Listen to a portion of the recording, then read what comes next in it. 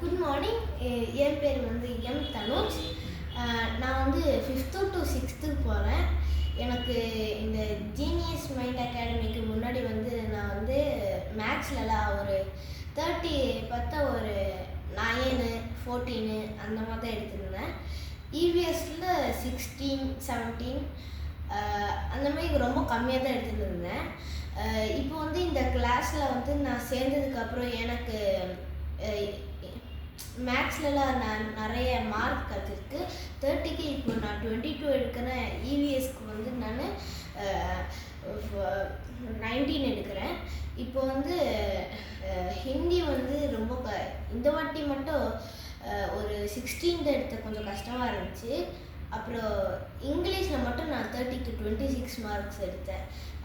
இந்த genius mind அகாடமிக்கு நான் கொஞ்சம் தேங்க்ஸ் சொல்கிறேன். தேங்க்யூ. புரியுது. இந்த கிளாஸில் வந்து இப்போது நான் சேர்ந்ததுக்கப்புறம் தான் நல்ல வேளை எனக்கு இந்த கிளாஸ் சேர்ந்தேன். அதனால் எனக்கு இப்போ நல்லா புரியுது. Okay, thank you. சொல்லுங்கள் மேம், நீங்கள் என்ன சேஞ்சஸ் பார்க்குறீங்க? நீங்கள் எக்ஸாம் எழுதணுன்றதுக்காக அட்டென்ட் பண்ணீங்க. சொல்லுங்கள் மேம், என்ன எக்ஸாமுங்க மேம்? ஆக்சுவலி நான் சிஎம்ஏ இன்டருக்காக நான் இங்கே ஜீனியஸ் அகாடமி என் பையனுக்காக தான் வந்திருந்தேன். ஸோ அவங்க செலக்ட் பண்ணும்போது அவங்க இங்கே சொன்னாங்க இந்த மாதிரி கொஞ்சம் கான்சன்ட்ரேஷன் ஃபோக்கஸ்லாம் பண்ண முடியும் அப்படின்னு சொல்லிட்டு. ஸோ நம்மளும் சிஎம்ஏ இன்டர் பண்ணுறோம் இல்லையா, சும்மா ட்ரை பண்ணலாம் அப்படின்னு சொல்லிட்டு நான் இதை ஜாயின் பண்ணினேன்.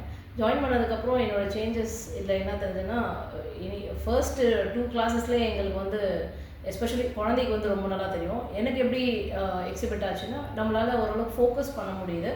அதே மாதிரி படிக்கும்போது ஒரு லைன்னா கொஞ்சம் மெமரைஸ் பண்ணுறதுக்கு ஒரு 2-3 டைம்ஸ் படிக்கணும் அந்த மாதிரி இருந்ததுன்னா, இது 1 or 2 டைம் மேக்ஸிமம் சொன்னால் டக்குன்னு புரிஞ்சிடும். ஸோ ரொம்ப எஃபர்ட் எடுக்காமல் நம்மளால் பண்ண முடியும். இதுதான் என்னோட ஆடட் அட்வான்டேஜாக நான் இங்கே பார்த்தேன். Okay, thank you so much.